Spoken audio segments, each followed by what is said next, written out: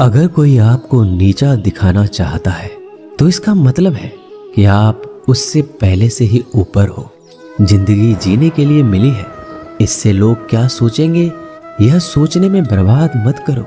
किसी के बुरे वक्त में उसका हाथ पकड़ो, सहारा दो, उसे हिम्मत दो, क्योंकि बुरा वक्त थोड़े समय में चला जाएगा लेकिन वह आपको दुआ जिंदगी भर देता रहेगा।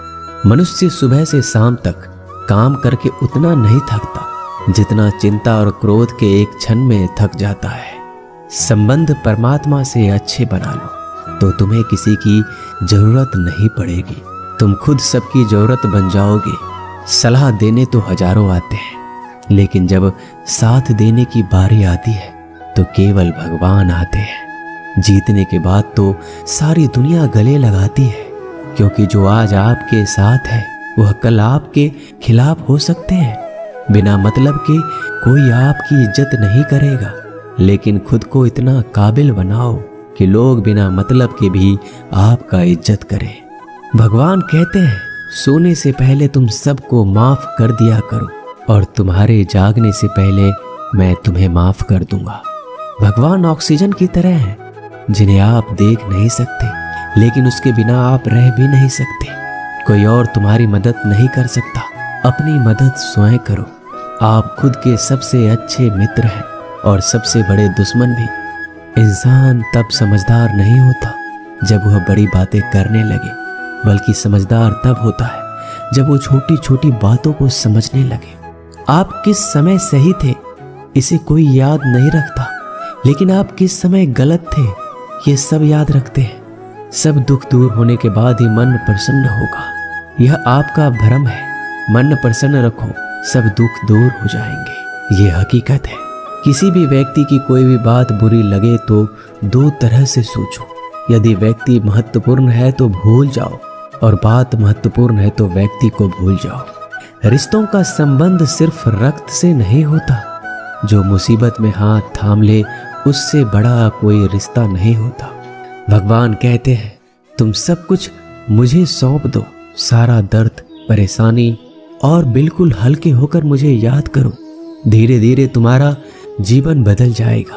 हर रोज रात को सोने से पहले भगवान को अपनी पूरी दिनचर्या बता के सोएं। अगर आपके द्वारा किसी का दिल दुखा है तो मन ही मन उससे माफी मांगे। अगर आपका किसी ने दिल दुखाया है तो उसे माफ करके सारी चिंताएं भगवान को सौंप कर सो जाए। यकीन मानिए इससे आपकी जिंदगी खुशनुमा बन जाएगी। क्रोध बोला हुआ एक शब्द इतना जहरीला हो सकता है कि आपकी हजार प्यारी बातों को 1 मिनट में नष्ट कर सकता है। सबको हंसाना लेकिन किसी पर भी हंसना मत। सबके दुख बांटना लेकिन किसी को दुखी मत करना। सबकी राह में दीप जलाना लेकिन किसी का दिल जलाना मत। यही जीवन की रीत है, जैसा बोओगे वैसा ही पाओगे। दुआएं और प्रार्थनाएं असंभव को भी संभव बना देती है। ईश्वर को ना हमारे तन की जरूरत है ना धन की, उसको तो बस पवित्र मन की जरूरत है। इसलिए वो हमें कुछ भी छोड़ने के लिए नहीं कहता, बस कहता है बच्चे मन से विकार छोड़ो, गंदे विचार छोड़ो।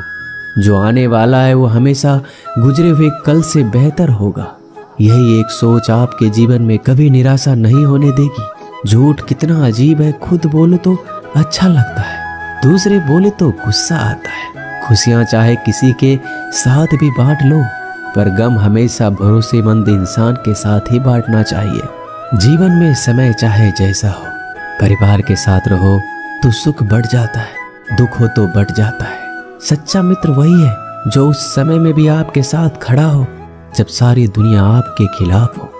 आपके पास जितना भी है उसके लिए बार बार दिल से धन्यवाद कहें, हर वक्त कहें। यकीन मानिए जितना भी है वो जल्दी कई गुना हो जाएगा। प्रार्थनाएं और ध्यान इंसान के लिए बहुत जरूरी है, क्योंकि प्रार्थना में भगवान आपकी बात सुनते हैं और ध्यान में आप भगवान की बात सुनते हैं। श्री कृष्ण से कितना कुछ छूटा, पहले माँ छूटी, फिर पिता छूटे, फिर जो नंद किशोर मिले वो भी छूटे, संग साथी छूटे, राधा भी छूटी, गोकुल छूटा, फिर मथुरा छूटा। श्री कृष्ण से जीवन भर कुछ न कुछ छूटता ही रहा। नहीं छूटा तो वो था देवत्व, मुस्कान और सकारात्मकता। श्री कृष्ण दुखी नहीं, उत्सव के प्रतीक है। सब कुछ छूटने पर भी कैसे खुश रहा जा सकता है, ये श्री कृष्ण से अच्छा कोई नहीं सिखा सकता। इसलिए हमेशा खुश रहें, सदा मुस्कुराते रहें। जीतने का मजा भी तभी आएगा जब लोग आपके हार का इंतजार करेंगे। गीता में लिखा है, यदि कोई आपको अच्छा लगता है तो अच्छा वो नहीं, अच्छे आप हैं, क्योंकि उसमें अच्छाई देखने वाली नजर आपके पास है। अपनी पीड़ा के लिए संसार को दोष मत दो, अपने मन को समझाओ। तुम्हारे मन का परिवर्तन ही तुम्हारे दुखों का अंत है। सोच और नीयत अच्छी रखिए, फिर आपके कष्ट प्रभु स्वयं दूर कर देंगे। याद रखना, भगवान से कभी उम्मीद छोड़ना नहीं और दुनिया वालों से कभी उम्मीद रखना नहीं। सुख दुख एक सिक्के के दो पहलू है।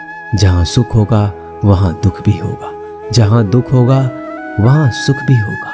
इसलिए सुख दुख के बारे में बिना सोचे निरंतर अपने लक्ष्य को प्राप्त करने के लिए प्रयास करते रहना चाहिए। एक बात हमेशा याद रखना, किसी के सामने गिड़गिड़ाने से ना मोहब्बत मिलती है ना इज्जत। इसलिए अपने स्वाभिमान को जिंदा रखो।